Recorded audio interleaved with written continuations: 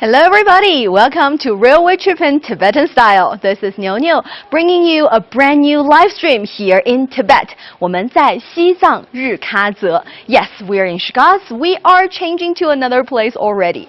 This is the area where the altitude is a little bit higher than Lhasa itself. Now I am standing in an altitude of around 3,800 meters above sea level. And as you can see, it is really hard to identify that from the view, from the environment I'm standing in, because basically I'm standing in a garden, a very beautiful vegetable base, and this is their signature greenhouse designated for people to tour a little bit, learn about the agriculture industry here in Tibet, and even have a taste of the delicious vegetable grown from this very land. For those of you who are not familiar with our series, Railway Trip in Tibetan Style is a 14-day-long series of programs with pictures, video stories, live streams, audio stories, everything you can imagine we can provide. And here we are in Tibet. We've traveled from Beijing to Xining by air, and then from Xining to Lhasa on a railway. After 22 hours on the train, we were basically exhausted but stunned by the beautiful view. And ever since we're here, we started to provide you with all the interesting natural environment, resources, landscapes, as well as culture and history side of this amazing land. And I'm Niuniu, bringing you this live stream here in this greenhouse, because traditionally for Tibetan people, vegetables are not considered a very common dish on their table. However, that situation has changed due to their countless efforts and the constant effort they made to bring this beauty to this land. So yes, here we are. And let me have a shout out to those of you who have already tuning in. We have Harry Mandel, hello. Hanif, very happy to see you. Ola to Lupita, and Jessie is here, very happy to have you here. So with no further ado, let's start our journey here in the greenhouse and actually dig up a little bit about the story behind the vegetable, the dish changing, and even the diet structure change of Tibetan people. So let's go. As you can see right behind me, we see the sculpture for a while, and the sculpture is a man fighting a dragon. You might want to ask, how come the man is fighting a dragon? The dragon is considered a very important totem here in China. It's considered a, let's say, mythical animal that is a symbol of the royalty. Why is the man fighting against the dragon? If you guys know the answer, let me know in the comment area, and a little bit later I will show you the answer. And we have many of you tuning in already. Hello to Malik, good morning, old friends. Good morning to you. To Amar, beautiful, thank you. Amo, happy to have you. And Kumar, good morning. Niyaz, good morning. Oh, many of you are just saying hi to me. Let me know what is your time when you are watching the live stream. And today, here we are in Xigaze, Tibet Autonomous Region, and we are around 11:30 something, and we are touring this beautiful vegetable base. Actually, previously in Tibet, because of the high altitude, the low temperature, and the abundant yet too direct sunlight, vegetables are not considered something, let's say, common. It's considered luxurious for the higher upper class people, the so-called noblemen, for the top officials. Of course, they get to have some vegetables, but for common people, common Joe Bloggs on the streets like us, previously in old Tibet, they would not be able to appreciate these kind of green in their lives, these kind of leafy vegetables in their lives. And up to 1990s, Tibetan people started to import and take some vegetables from inland because, of course, they can live on, for example, highland barley. They can live on wheat, on zamba, their local diet, their local food, but it's a staple food, and they will suffer from, or they would suffer from, a deficiency of vitamins, not enough nutrition. All these things actually happen. So the imports of vegetables started to happen from inland areas to Tibet, to the Qinghai Tibet plateau. And I think up to around 1990s, Tibetan people would pack a lot of different vegetables in their backpack when they're traveling or on vacation outside of the region, and that was still a thing. But there are still a lot of people wishing to and trying really hard to and devoted to bring the vegetable growing technology here in Tibet so that Tibetan people would be able to enjoy their fresh vegetables that they grow themselves. And that started this trend of trying to figure out how to build the greenhouses in different places in Tibet and how to figure out the right way to grow different vegetables, different fruits in Tibet. And because the atmosphere, the weather condition, and the natural condition is very different in Tibet. For example, the place I am standing in is called Bainan, that is a Bainan County in Xigaze, and its average temperature, annual average temperature is only 6 degrees Celsius, so really, really cold. On top of that, it's also a very windy place, making it hard for them to build a proper and solid greenhouse because the greenhouse, as you can see up there, needs a lot of, let's say, supporting structure, needs membranes covering the entire greenhouse, and it also needs, for example, proper glasses that can withstand the strong wind but not block out too much sunlight. So a lot of things need to be reconsidered, even though the people who were building the greenhouses were actually expertise. They've been building greenhouses all over the country for so many years, and they've built dozens of greenhouses in different places, yet they found challenge here in Tibet. But as you can see, even though challenges do exist, these expertise, these aiding Tibet supporting groups and teams actually found their ways after so many times of experiment and numerous tries, and they've got this tried and tested greenhouse. And I am standing in here, even though out there it's really cold, you need to wear a jacket. In here I'm wearing just my dress, and I feel a little bit hot even in this demonstration center. All right, let's see if you guys have any questions here. If so, let me know in the comment area. I would love to answer them. And thank you to Eddie for sending in a message saying, Eddie saying it's 10:30 p.m. in Oklahoma. Ooh, that's not too late. I think our live stream would be a good, program helping you to go to sleep perhaps a bit later. And hello to AK Siddiqui. Lovely, lovely. Thank you. And Muhammad Foysel saying beautiful. Thank you very much.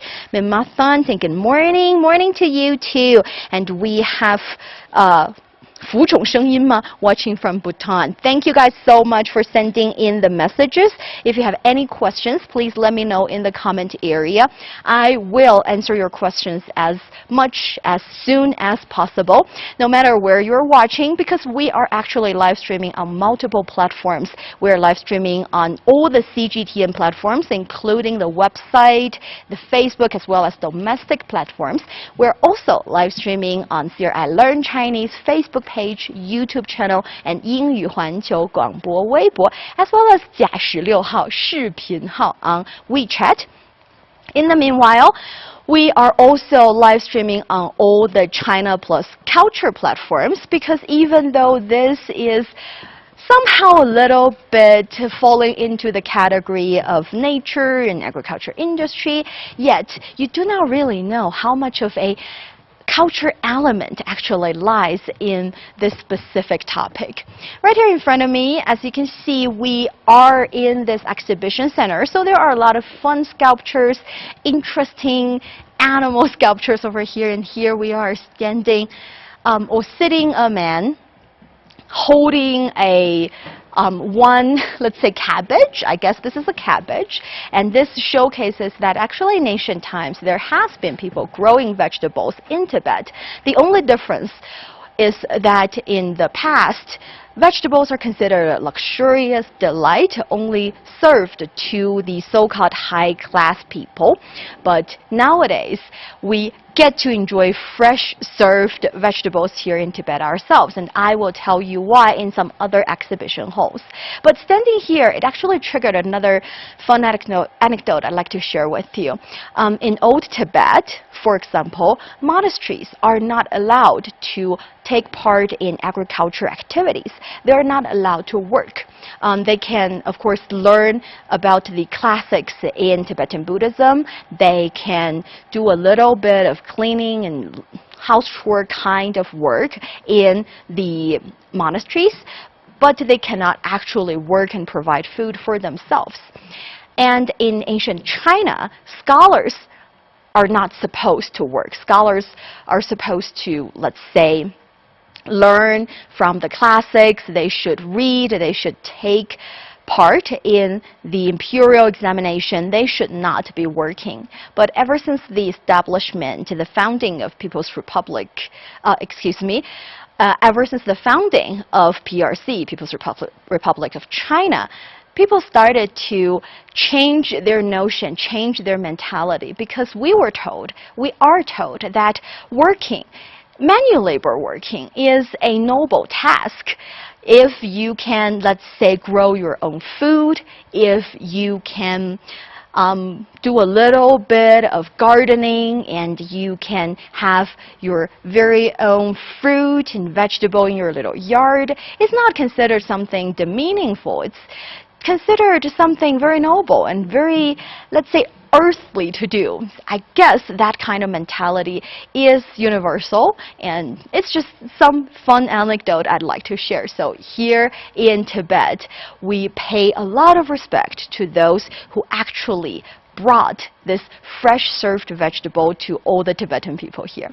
As far as I know, here in Bainan, well, I think the status is only around in 1918. I can only assume it's getting better. But back in 1918, Bainan, the agriculture activity, the fresh vegetable produce in Bainan can actually meet the supply or the requirement of the entire Xigaze area.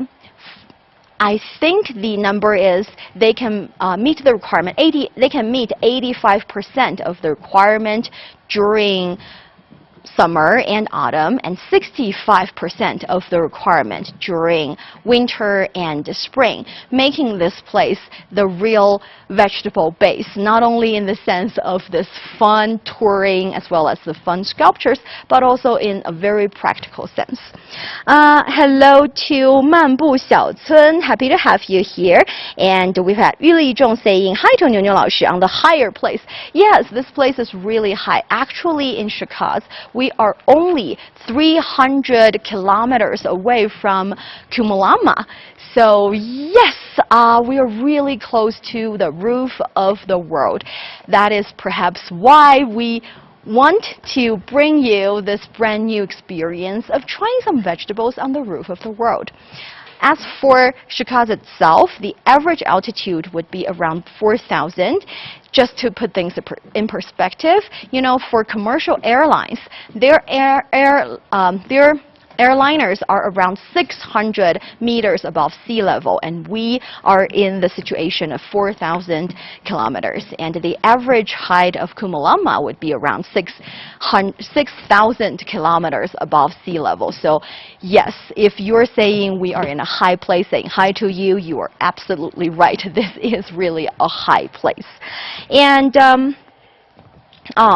Jessie saying 11:34 p.m. here, Niuniu. Thank you for sharing that. And Jessie saying, have you had a chance to enjoy some of the Tibetan tian cha, Niuniu? Well, not today, but previously. Well, I think yesterday or even before that, I've all had some tian cha, and also some buttered tea, su you cha, buttered tea. Tea has been an important vital element in Tibetan people's, let's say, diet, because with enough butter, enough oil, as well as sugar and a little bit of tea, they would allow Tibetan people to have a better, let's say, nutrition structure, especially during those times when they were not equipped or they were not provided with good and sufficient and abundant vegetables. Ooh. Now I know why my camera crew instructed me to stand here. This is not only a demonstration center for people to learn about the agriculture activity industry here in China, but I think it's also a really good place to spend a little bit quality time with your families. Happy family time. And look at that tiger, so vivid. Even though we know tigers are not going to be with the pandas, but still, very interesting place. Oh, since I'm here, 老虎, tiger. 老虎, tiger. Amy saying, wow, but why there is dragon in vegetable gardens? Yes, there are dragons, there are deers, there are pandas and tigers. This is a family fun place. Actually, in this vegetable base, there are more than 500 kinds of plants introduced to this place from the southern part of China. That is why you see these kind of vegetations, these kind of trees. I think I see them sometimes in Hainan, sometimes in Yunnan province. So these different places are the home to these very leafy, green and beautiful kind of vegetable. Oh, these are not vegetables, kind of trees, but the mere existence of these kind of trees in this greenhouse shows you how much effort they made to make this environment suitable and conducive to grow these plants that were supposed to, or that are supposed to, only exist in very warm, very moisturized, very wet places. But here we are. This is like a miracle here in Tibet, in the roof of the world. Meanwhile, good morning to Karen saying, good morning, your teaching skills. Nice, you are beautiful too. Thank you very much for that compliment. Hello to Mad, to XTF saying, who are you? This is Niuniu. We are doing live streams on multiple platforms in CRI Learn Chinese, Facebook page, YouTube channel, and 英语环球广播微博. And now we are in Tibet. We traveled to Tibet from Beijing, and in this 14-day long trip, we are actually providing you with a very special segment, a very special design series of shows, and that is called Railway Tripping Tibetan Style. We're here in Tibet, traveling in different cities. Several days we change a place, and because we want to show you the nature, the culture, as well as the history of Tibet from all different perspectives and in different kind of locations. And here we are in Xigaze, actually in Bainan County. In this county, we get to show you the vegetable growing technique and the agriculture industry of this place. So we are entering actually the second exhibition hall, and if you can take a look, you can see these are sculptures behind me. This actually depicts a Chinese story, 愚公移山. 愚公移山. 愚 means silly, not very smart, not so quick. 公 talks about an elder man. Yi is move, and shan is mountain. 愚公移山 basically saying this stubborn old man wanted to move a mountain. So this story talks about Yu Gong, this stubborn man, having a huge mountain in front of his door. So every day when he wants to get out, when he wants to travel a little bit, go to the town, buy something, do some grocery shopping, he needs to climb over the mountain or go around the mountain, which makes his daily life really hard and arduous. So one day he made a decision to move the mountain. He decided to just, instead of moving to different places, he decided to move the mountain. And his neighbor was very curious and could not understand. And he believed, well, the neighbor believed this is an unreasonable move. And the neighbor said, you can just, move to a different place. Think about it. If you move the mountain day after day, how long will you be able to actually create a path for yourself? However, Yu Gong's answer was interesting. Yu Gong said, I know I cannot finish the job. I will move the mountain a little bit by myself, and then I will pass on the task to my future generation, to my son. My son will continue to move the mountain, and after my son, I will have grandchildren, and they will continue to move the mountain. As long as my family is prosperous and they continue, let's say, be determined to finish that task, one day, eventually, they will be able to get away with the mountain, and we will be able to live in a place mountain-free. Of course, in the story, there is a spirit or a little, let's say, mountain god in charge of the mountain, and the mountain god felt, well, that is a tough old man. I cannot really compete with that. He has offsprings all along, and yeah, maybe it's time for me to go. So the mountain god actually moved himself, and the mountain god left. So the Yugong got his happily ever after ending and got the mountain-free ending.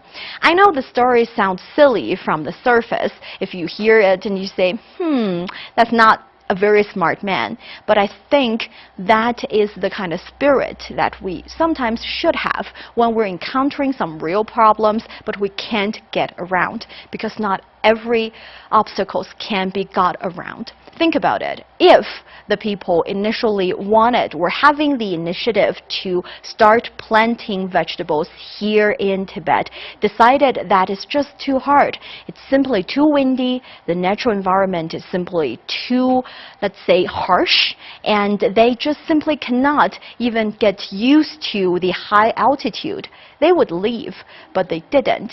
Instead, they stayed. Just like Yugong, they started to, little by little, constructed these lovely greenhouses and started to do experiment on how to plant each and different kind of vegetable, fruits here in Tibet, and one piece after another, passing the knowledge and the technology to local people so that we get to enjoy all this. And I was told that is the reason they had Yugong Yishan, the sculpture here. They're not pursuing after a rapid change. They're not actually looking to have a makeover overnight. Instead, their goal is to make changes little by little, even generations after generation, to move the high technology, to move the science and technology that Tibetan people need to hear. So, yeah, hope you love the story, and let me know in the comment area. Also, in the very beginning, we talked a little bit about the sculpture of a man fighting a dragon. Did you get why do we have a sculpture there, and why is the man fighting the dragon? Let's see if I got some answers. Jason saying, what a lovely garden. What are some famous Tibetan plants and vegetables? And hello to Haran from Cambodia, Canada as well. When it comes to Tibetan style vegetables, I have to say they do not really have a signature vegetable, because in Tibet, we know because of the high altitude, it's relatively dry. The sunlight is too direct and a bit too abundant, and the temperature is rather low, as well as the air is rather thin. Ooh, I'm catching my breath a little bit as well because I'm talking a bit fast. And on top of that, it's also very windy in different places. So even though Xigaze, the county I am in right now, is already considered in Tibetan language, Xigaze actually means the place with the best most fertile soil. Even in this condition, they were not famous for growing vegetables. Instead, they were famous for growing highland barley or wheat, some other kinds of staple food. And now, as you can see, these are all introduced to Tibet. So instead of not having vegetables to eat, they move on to import vegetables from inland, and now they land on growing their own vegetables.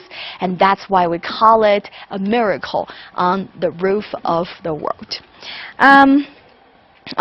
Many of you are still sending in. Wow, so many messages. Thank you guys so much. Hello to Xiao Yuer. Xiao Yuer said, 大家好. Hello to you too. And hello to 最近有读鲁迅文章吗 saying hi. Hi to you too. I love your name. That's a very interesting nickname. And we have Prince saying, Niuniu, welcome to Xigaze. You can explore the Hebei Museum and Buddhist Mountain. I would love to. In the future, if I ever get the chance to do that, I will let you know, and perhaps you can introduce to me some fun things about excuse me, about Hebei Museum and the Buddhist mountain. Thank you, Semi. And we have Kita saying, I love high places and vegetables and tea. Do you grow cashews? I do not, but I would love to learn to grow cashews. Not really sure here because I don't think cashew is. Well, I've seen it here in this specific garden, but I will ask them for you if you want to know the answer. And in the meanwhile, wow, we have Glenn saying hi from West Virginia, USA. Happy to have you. We have a friend saying 牛牛早上好. Sorry, I do not know how to pronounce your name, but thank you so much for sending in a message. Rick saying a great story of how if people work together, we can even move mountains. Yes, if we work together, we move mountains. And for those obstacles that you can't really get around, it's okay to just put your foot down, be determined, and start it to finish or tackle the problem a little by little. You will get there eventually. If men can move mountains, you can be successful. Also, we have Sasha saying, awesome, I'm from Canada and would love to visit China soon. Thank you so much for sharing China's beauty. Thank you for sharing that message with us. Vivian saying, the place pretty good for a stroll with family and friends. Looks so relaxing. It is very relaxing and it's really soothing. And I have to tell you, in Xigaze, actually last night, I experienced a little bit altitude sickness because it is really up high here. The average altitude is around 4,000 meters above sea level, and the place I was staying is around 3,800 meters above sea level. Do you know what is the altitude in Beijing? 47. I moved from 47 to 3,800. So that is a huge alleviation. And I'm a little bit short of breath. But I have to tell you, here in the greenhouse, it's actually much better. Because in the greenhouse, there are so many different vegetables, different plants, and it's providing me with a lot of oxygen. So let's continue to move and see some other interesting technologies that are also being introduced here to Tibet. I was told that when we are traveling in this exhibition hall, the point is to show people this vertical farming, 立体养殖 or 立体种植, vertical farming. In Chinese, we have this saying, 面朝黄土背朝天, meaning to face down onto the ground and to have your back being shined over by the sun. Because when farmers are actually working, conducting agriculture activities, they need to bend over so much and work really hard, and that is the posture they will have. It's really bad for their back. So we introduced this vertical agriculture in a lot of places, but now in Tibet as well, that we allow these kind of vegetables and plants to grow in these vertical shelves so that the irrigation as well as management and also if we want to get rid of some pesticides, all these, let's say, activities and all these actions can be done except for the very last layer, the last shelves. For these upper ones, it's actually better, much better for the health of the farmers as well. So yes, vertical agriculture, it saves place, it saves soil, and also it saves manual labor. And in this greenhouse, maybe I'm not really sure if on top of there you get to see that there are a lot of irrigation, let's say, outlets. Right there, take a look.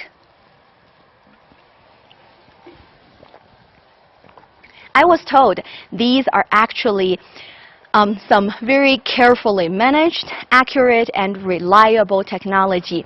Once it's been detected that the moisturizing level is, or the level of water temperature is changing in the greenhouse, all these equipment would, let's say, function automatically instead of manually. So they would keep the greenhouse in a certain temperature and in a certain level of, let's say, 湿度 moisturizing kind of level. And right we are here with some pepper, 辣椒.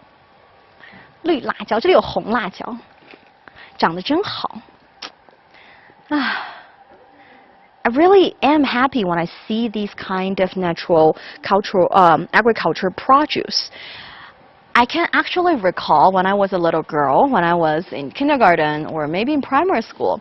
I remember during that time, during winter, we would go buy a lot of potatoes, cabbages, Chinese cabbages, and we would also perhaps buy some carrots. And that would be the stock in our home. That would be the kind of vegetable we would be able to enjoy during the winter. And I honestly cannot put finger on what changed or when did the change happen. Because nowadays, during winter time, I get to enjoy a variety of different fruits and vegetables. I get to try different kind of mushrooms, different kinds of leafy veggies, and they're all just, it feels like they've appeared in my life without me knowing it. And I think if we take us a little bit back in time, we would realize the change that happened to our daily lives. It's the same situation here in Tibet. I was told that in Tibet, actually, previously, they have this habit of only cook the dish of a leafy vegetable or having a vegetable dish every 5 days. So every 5 days, they would be having one plate of vegetables. And they're not even fresh vegetables. Sometimes they're, pickled vegetables or preserved vegetables. So one dish every 5 days. Until the 1990s, it started to be one dish or one vegetable dish every day. So in one day, there will be one vegetable dish that they can enjoy and have fun about. Let's say, enjoy. And then nowadays, I think the practice or the common practice would be to have a little bit of preserved vegetable in the morning, and then they would have 2 or 3 dishes of vegetables in the at noon, and some.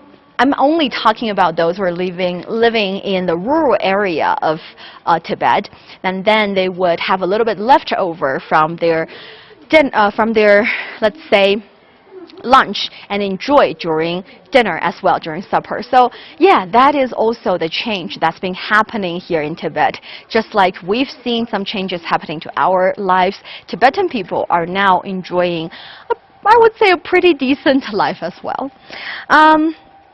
Let's see if you guys have questions here or comments here. And we have Wai Xu saying the vegetables look very nice. Can you really taste them? Yes, actually I can. For example, I am walking beside some really cute looking, guess what are they? They're actually cute looking cucumbers, 小黄瓜. You might find them not really the way you would imagine, because these are some special 水果黄瓜. We're calling them fruit vegetables, fruit cucumber, because they've been under some cultivation, and the seedings as well as the, let's say, the types of the cucumber were carefully managed and selected from those that are much tastier and much, let's say, I would say juicy. So I'll ask, 您好 Hello, 您好，我可以直接摘下来吃吗？可以吗？那我小的也可以吗？可以。Ooh, I can, so I'll have a taste. 这里有一个吗？这个可以哈，我来摘这个。Okay, so I asked, so I didn't do it without permission. All right, let's take it. 就直接这样摘就可以哈。可以。哦，有点渣。有点渣，谢谢。Oh, 谢谢您，谢谢 ，Thank you. Okay, so this is a cucumber. Here we have it. In Chinese, we have a saying, 顶花带刺. So 顶花 means on top of it there is this little yellow flower. It shows that it's very fresh and you just pick it out directly from the plant. I just did that, you guys saw me. And 带刺 is talking about on the surface. It's not very smooth. There are a little bit tiny little picks on it. And 顶花带刺 is what my mom told me how to identify proper cucumber. So for this one, I think it's really good. Let me have a taste.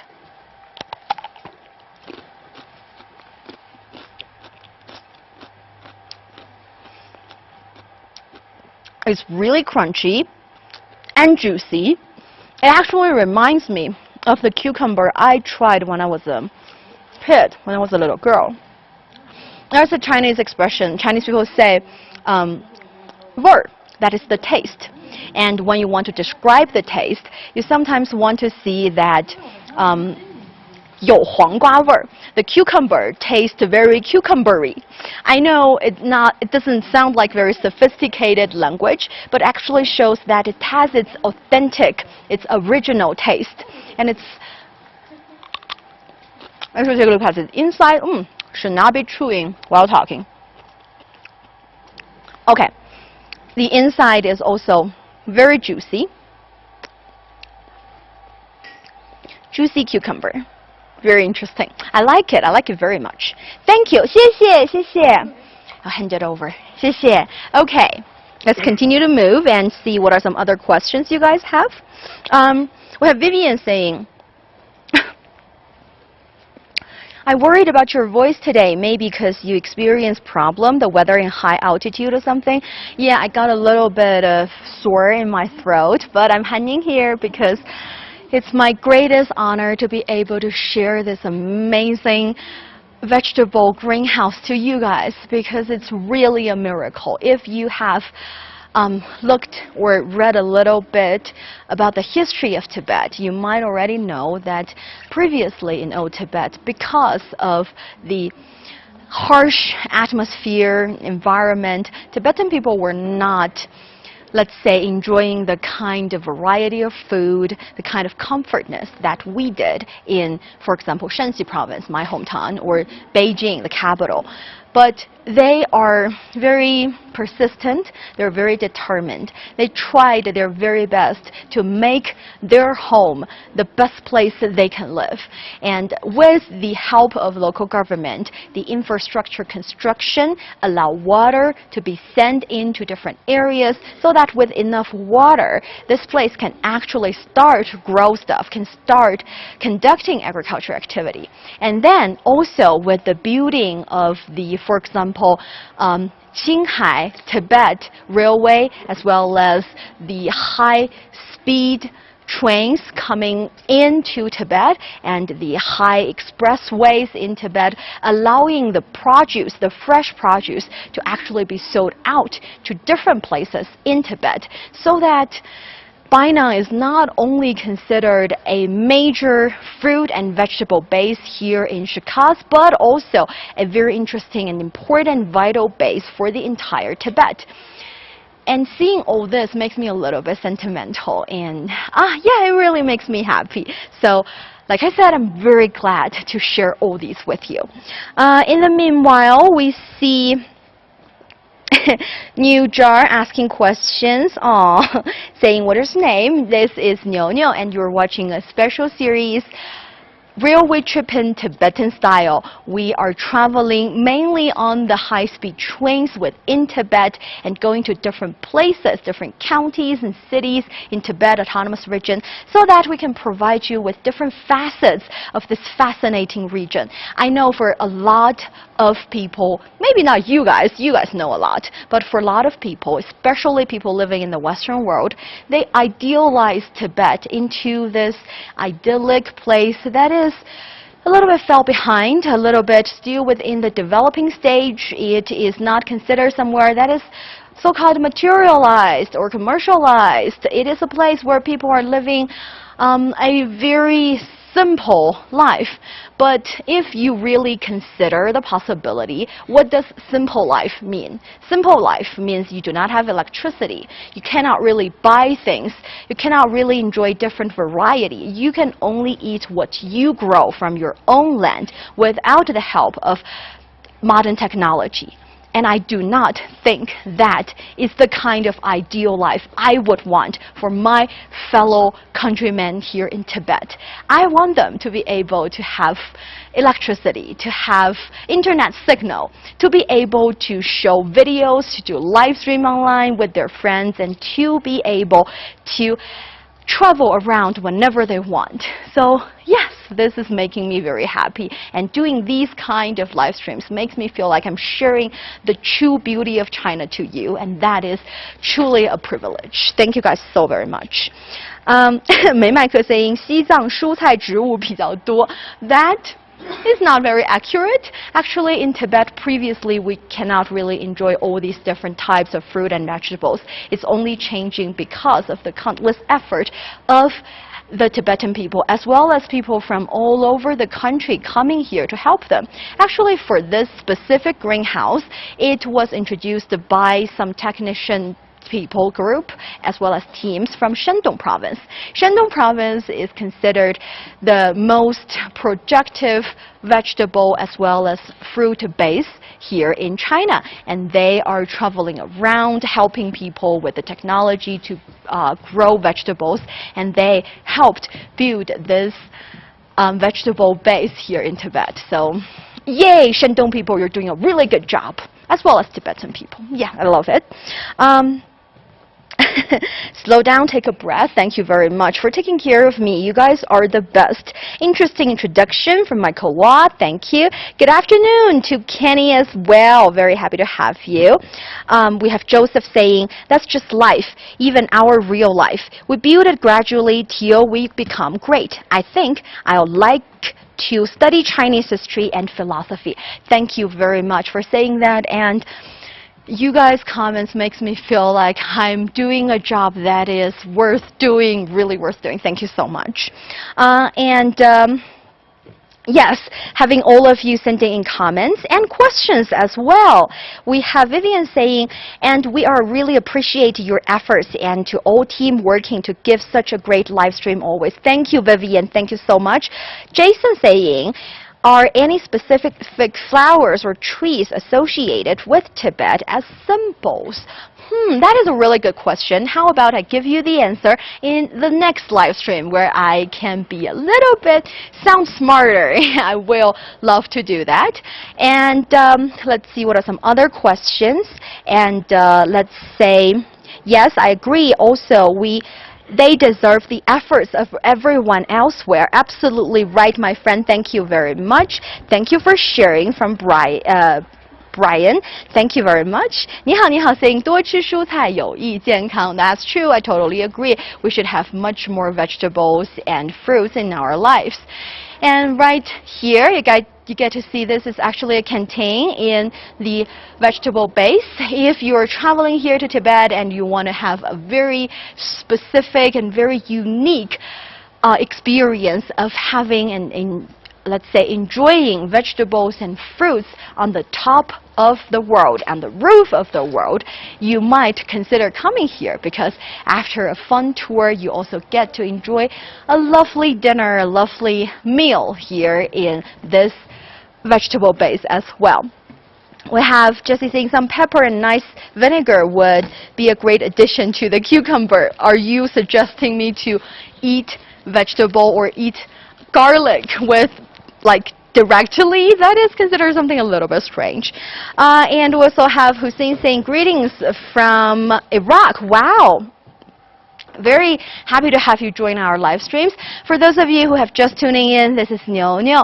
We are providing you a special series of railway trip in Tibetan style, and we are live streaming on multiple platforms, including China Plus culture platforms, CGTN platforms in both domestic as well as overseas outlets, and CRI Learn Chinese Facebook page, YouTube channel, and 英语环球广播微博. And right now, I am in a vegetable base here in Bainan, Xigaze, Tibet Autonomous Region. And right in front of me, I see a table of delicious fruits and a very gentle, let's say, nice-looking gentleman, and I think I will have a chat with him, and I will introduce him to you guys because he is also our special guest today. 您好，孟老师，您好，您好，孟总，您好，您好，特别高兴，谢谢您，谢谢您。欢迎欢迎。我们今天谢谢。请坐。OK， 您坐，您坐。OK, to start with, I'd like to have you introduce yourself to our friends a little bit. 您能给我们的观众做个自我介绍吗？大家好。我是这个园区的负责人孟德利。我们这个园区是17年3月份开始建设，到现在呀是已经种出了就是78个内地的不同的品种。这是给大家展示的，对在面前，这个啊。Okay, actually, Mr. Meng here is being very modern. Being modest because actually he is the founder of this plantation, of this vegetable base, and he said that ever since 2017 they started to construct this vegetable base, starting actually seriously from scratch, from the building of the greenhouse. Ever since 2017 they've already managed to cultivate 78 different kinds of fruits and vegetables.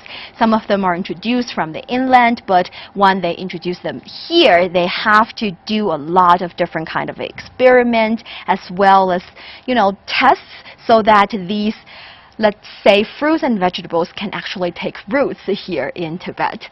非常不容易，而且这些都看起来非常漂亮哎，它们颜色很丰富，而且很新鲜的样子。从那个内地，从老家。把这个新的品种引进过来，就西藏人呀，就是不出当地能够吃上新鲜的瓜果蔬菜。另外就当地人呀学会技术，从根本上脱贫，这是咱的真正的目的。哦，说的真好。I was told that these vegetables or fruits and vegetables are actually picked directly from this base. So they were on a tree like 2 minutes ago, and now they are in our plate. They look really fresh and nice. And Mr. Meng here said that they introduced all these different kinds of fruits from the inland area, namely perhaps Shandong province more often, and to Tibet. And they also would pass the knowledge and technology to Tibetan people, local people, so they would know how to grow different fruits and vegetables here, and they would know how to, let's say, use them as a tool to get themselves out of poverty, and that is how they create a beautiful life with fresh vegetables and fruits to eat. 我可以尝一个吗？您推荐哪个？ What would you recommend? 这是咱老家引进过来这个阳光玫瑰。阳光玫瑰。对，这个葡萄啊，口感特别的好吃。你尝尝，你先尝一个。Okay, so this is actually called Sunshine Rosy or Sunshine Rose 阳光玫瑰。为什么叫这个名字啊？是太好吃了是吗？对。Because it's very tasty. It can give you a sense of sunshine as well as rose. I'll have a taste. 有个浓浓的玫瑰的味道。有哎。是吧？啊。哇。This is very tasty.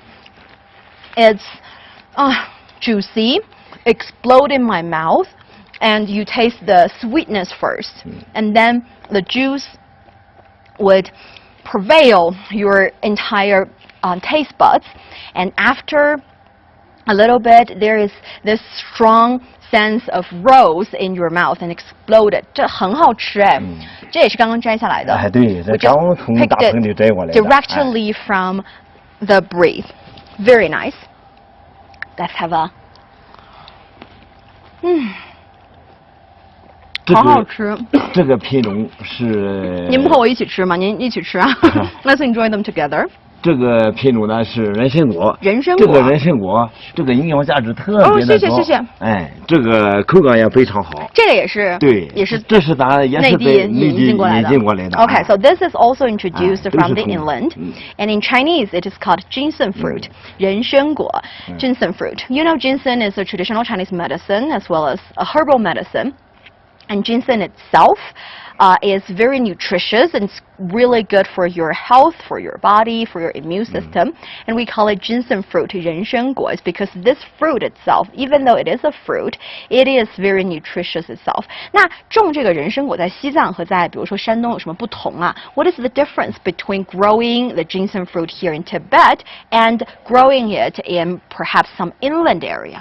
它这个在西藏啊，种植这个人参果。种出来的口感比内地要好，为啥呢？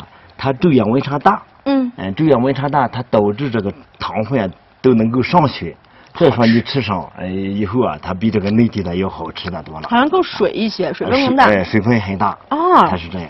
Oh, Mr. Meng here told me that growing ginseng fruit here after they successfully cultivated the growing technology in here in Tibet, after they're able to grow ginseng fruit here in Tibet, they realize that this specific type in Tibet is even better than the type in inner China area, in some, for example, some provinces in the central part of China, because of this drastic difference in temperature during the morning as well as the evening, the temperature change as well as the abundant sunlight and the pollution-free soil allow the ginseng fruit to have even better taste, more juicy and sweeter compared to its equivalent in the inner land. 这个也很好吃，我感觉我吃不完。对，因为咱这个很好吃。因为咱这个为了改变西藏人的饮食习惯，咱就把内地的所有的不同的品种引进过来，叫当地人呀不出当地就能够吃上全国的新鲜蔬菜，这是咱的目的。另外一个，咱这个西藏啊，他当时都是农牧民嘛，咱就为了改变他的饮食，咱把这个老家的就是瓜果类的蔬菜。一共到目前为止，咱们引进了78个品种，都在这里就是开花结果，也能够叫当地人呀都能够吃上新鲜的。Mr. Meng said that his purpose was to really just to change the diet structure of local people because of the deficiency of certain vitamins, certain elements. Traditionally, Tibetan people, especially the herdsmen as well as the, let's say, farmers are suffering from deficiency of different elements, and they are suffering from some kind of disease. And in order to change their diet, to improve their nutritious situation, to improve their health, around 78 types of different fruits and vegetables are introduced here in Tibet, and that's what Mr. Meng here did. 那我想问您一下，您其实也是在全国各地都去建过大棚，帮助大家推广过这个种菜。So you have actually introduced the building, the technology of constructing these kind of greenhouses around China for, let's say, around 20 different 有大概20个地方是吗？我看到。对。around 20 different times。那您会觉得在其他地方做这种大棚的推广和在西藏有什么不同吗？What are the differences？ 在西藏啊，说实话就是难度比较大，因为它这个气候比较恶劣嘛，昼夜温差又大，风又大，那个啥，难度在种植的过程当中有好多的品种，就是在内地。能够种植的品种在这里不一定能够适应，所以说我们就是经过，我们是受光人嘛，经过就是受光的技术，慢慢的摸索经验，一步一步的把这就是能够在这里生长的品种拿过来去种植。所以是每一个都要做实验。每一个品种都在这里先经过一段的实验成功了以后再去推广，包括这个当地的老百姓啊，我们种植好了以后。再去把这个品种给老百姓去种植，是这样。因为咱这个寿光啊，是这个全国都很有名嘛，对这个蔬菜，因为全国蔬菜看寿光。西藏蔬菜呢就看白狼，是。Actually, Mr. Meng said that cultivating vegetables in Tibet is much harder than doing the same job in other places, other provinces here in China, because of the again drastic situation, natural resources, and environment, and harsh weather and temperature. It is hard to not only grow vegetables, but building the greenhouse itself is considered a huge challenge. But they managed, and they successfully introduced all these technology and the growing to Tibetan people, not only to their dinner table, but also to their lives as an industry, so that local people, especially those households that are suffered or stricken by poverty, would have the chance to lift themselves out of extreme poverty with the help of the growing of all these different crops. 那我想问一下，咱们西藏人民对这个水果蔬菜一开始的这个接受，您有经历他们从不了解、不熟悉到接受的过程吗？刚来的时候，说实话，这个西藏人民啊，他这个基本上不太爱这个吃这个蔬菜啊。从这个到目前为止，从不太爱吃蔬菜到愿意种蔬菜啊，这是一个很艰难的过程。但是我们很自豪的，我们做到了。做到了以后，改变了他的生活饮食，也是更健康。也是一种健康。再一个呢，你看，你光吃些牛肉啊、羊肉啊，那个对身体也不是那么好嘛。所以说，咱还是以这个蔬菜。把他的生活饮食给他改变了。是真的改变了。所以大家一开始是真的不认识、不了解。现在I was told that actually there has been this experience of not knowing a lot of different kinds of vegetables. For example, the let's say yellow pump watermelons, and these ones I would say is the sweet melons, honey melons, different kinds of melons, as well as fruit type. I will call it fruit-type potato, as well as all different kinds of grapes. From the very beginning, Tibetan people traditionally, because they do not have the habit of having vegetables, they didn't really, well, they were not very enthusiastic about the changes, but the situation is changed now, and thanks to Mr. Meng here, we are happy to say that freshly picked vegetables directly from the greenhouses to Tibetan people's dinner table is now available.